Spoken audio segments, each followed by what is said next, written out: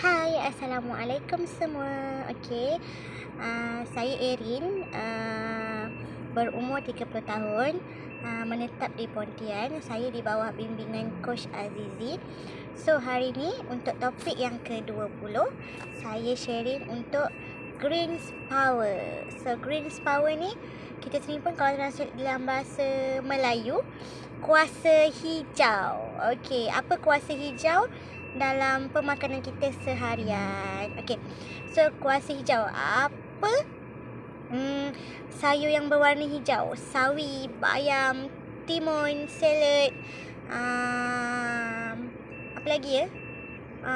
Dan yang berdaun-daun hijau lah. Buah apel hijau, jambu batu. Itu antara greens power kita dalam diet. Okay, so greens power ni boleh dikenali sebagai fiber lah. Fiber iaitu serat. Okay, so serat ni adalah karbokompleks yang terdapat dalam makanan tumbuhan. So, karbokompleks yang terdapat dalam makanan tumbuhan. Serat ni kita tak boleh cerna guna enzim pencernaan tau. Tetapi serat ni memberi faedah kepada tubuh badan kita. Kenapa dia memberi faedah kepada tubuh badan kita?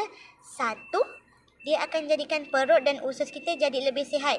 Sebab bila kita banyak makan fiber, kita punya sistem pencernaan akan jadi lebih baik daripada sebelum ni. Yang kedua, tentu-tentulah kita senang membuang. So, macam saya sendiri memang ada masalah membuang lah daripada dulu.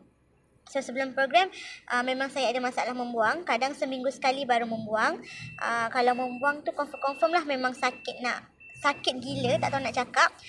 Kadang-kadang ada keluar darah juga daripada najis saya. So, memang susah membuang. So, lagi satu, fiber yang kita ambil dalam harian ni, dia akan jadikan kita lebih tahan kenyang. So, kalau untuk makan tengah hari tu, coach-coach ada ajarkan. Kita kena ambil sayur-sayuran yang lebih baik, sayuran hijau lah. Lebih banyak supaya kita lebih kenyang. Lagi satu, sayuran ni pun dia punya kalori sangat rendah. So, sangat baguslah dalam kita punya program on diet, projek tugas saya ni. Sebab tu coach akan ingatkan untuk pengambilan sayur ataupun fiber ataupun dikenali sebagai serat masa kita makan tengah hari ataupun makan petang. Selain daripada tu, fiber juga ataupun sayuran ni juga dia boleh menurunkan kolesterol dalam darah. Kan sekarang ni biasa orang Melayu ni akan sakit darah tinggi, kolesterol tinggi, kencing manis, jantung. So, bila dia ambil fiber yang banyak, dia juga akan mengurangkan kolesterol dalam darah. Okay, so kalau kita tahu serat tu penting untuk badan kita, maksudnya untuk usus kita, untuk pencernaan kita, untuk kita jadi orang yang taklah macam asyik-asyik nak makan je tahan lama lah. Kenyang macam mana? Macam mana kita nak maintain kita punya pengambilan fiber tu dalam masa satu hari tu? Kadang-kadang ada orang, alamak, lupalah nak beli sayur, lupalah nak makan buah, lupalah nak snacking, lupalah tu, lupalah ni. So, macam mana kita nak maintain kita ambil fiber tu?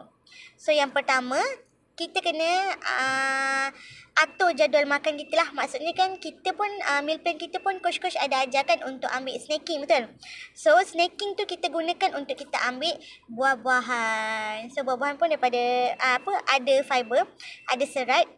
So, biasanya lah saya sendiri sekarang meal plan saya kalau waktu snacking tu mesti apple hijau. So, hari ni saya pun ada bawa apple hijau.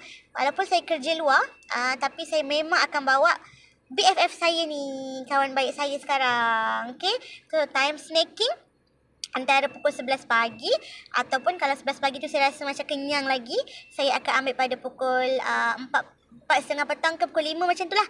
So, dia ni mesti saya ambil. So, jom kita kena sentiasa bawa best friend kita. Okey, yang kedua, macam mana kita nak maintain? Yang ini kita ubah, kita makan kita makan nasi beras putih kan? So, kita ubah kepada beras perang. Beras perang ni tinggi serat tau. So, sebab tu kalau tengok orang yang kolesterol tinggi, kencing manis, doktor akan suggest dia untuk ambil beras perang. Sebab apa tadi? Manfaat fiber tu, dia merendahkan kolesterol dalam darah. So, memang baguslah beras perang tu. So, mulai hari ni kita kena maintainkan kita punya fiber tu setiap hari. So, kalau macam saya sendiri, malam sebelum tidur tu dah tahu dah. Okay, so nak makan sayur apa? Saya punya apple hijau ada lagi ke tak?